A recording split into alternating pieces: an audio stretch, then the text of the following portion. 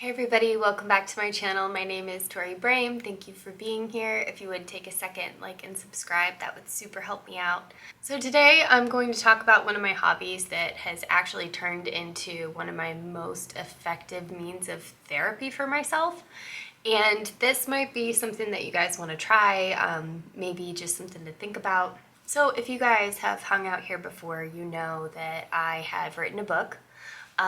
It is published on Amazon if you guys want to read that. It's a good book. Like, it's really good. Like, I think you'll like it. I'm not really here to talk about the book today. I just want to tell you what led to the book. And it's something that I started doing actually when I was a teenager, where if my life wasn't going like exactly like I wanted it to go, which I have extremely high standards, which means I have anxiety like all the time. It's part of me. I get that. I want to say this is something I was born with. It was probably a combination of being born with it, my upbringing, you know, like all those things that we all have to deal with in adulthood. But the fact that I am 32 years old and I still have this like extreme need for perfectionism probably means it's mainly my personality. Sorry, I'm just getting over a cold, so if my voice sounds weird, like, bear with me. I'll probably go back and edit this and be like, oh man, my voice doesn't sound weird at all. That's weird. Or I'll go back and be like, God.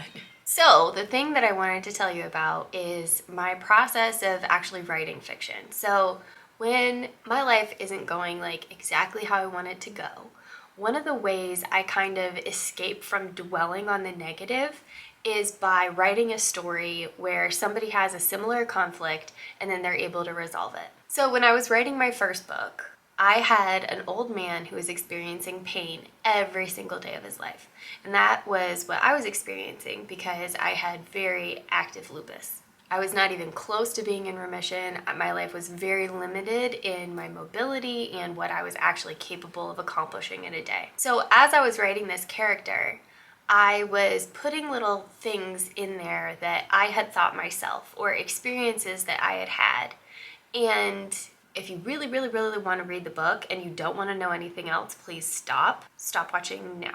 But over the course of my book, I was able to move this character along to a place where he wasn't in pain anymore. He doesn't die, don't worry. But in that process, it really helped me get my mind off everything that I was experiencing and put me into a place where I knew that I could get better. And that was one of the things that people would comment on when I was sick, was just like, you're so hopeful. Like, you know, this is a really tough thing, but it's like, there was no part of me that believed that I would be sick forever. I always knew that there was going to be something where I got better. There were going to be stretches of my life where I felt really good.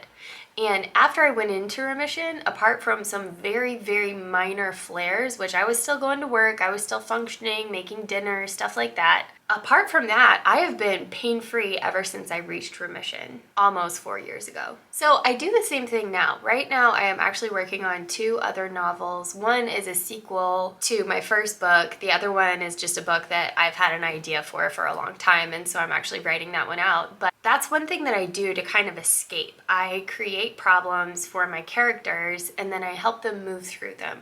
And then by the time I resurface back into my own life, it's like my problems, either I've changed my perspective on them, or they've magically resolved just because I took time out to not think about them so much and not dwell on them. Writing fiction is a lot different from journaling, because journaling, you're so focused on your own life, you can kind of tend to like spin out, you know, where you're just like, and I'm feeling this way and I know this will be okay, but like, what if it's not? And you just like turn into kind of your own worst enemy. So I'm a big supporter on journaling, but sometimes it's not always the best thing. And obsessive journaling can be actually counterproductive if you don't use it in the right way, because you're just writing down your problems over and over and over. And instead of actually processing, moving through them, writing about something else, you're actually fixating on them longer than you would have normally. And then by the end, you just have this journal that is just this book of pain with absolutely no redemption. And it's like, you want to hang on to it because, you know, it's your journal, it's part of your life. But what if it's just the worst parts of your life? What if it's the only parts that you couldn't tell to anybody else? And so you just put them all in the journal, and then now you're saving it. You're just saving that piece of pain. I actually have a very dear friend, and she would do that. She would write down all of her worst things in a journal, like all of her worst thoughts, fantasies, everything like that, that were just like, it was just all of her poison, all of it into a journal. And then when the journal was full, she would burn it as a way of releasing it back into the universe. And it was like she only saved that journal for very specific things that she didn't want to work through in any other way. And I thought that was like a really, really good idea. Anyway, rabbit trail. Back to talking about fiction. So this is something that you can actually do in journaling. You don't have to start a book. You don't have to start a blog where you just write fiction or anything like that. You can actually do it in journaling where you're just like, what if I was a different version of myself? What if I was myself but in a different universe? And then you can write about that person. Or what if I was myself, I just didn't have the same fear of being accepted by others or being liked or something like that.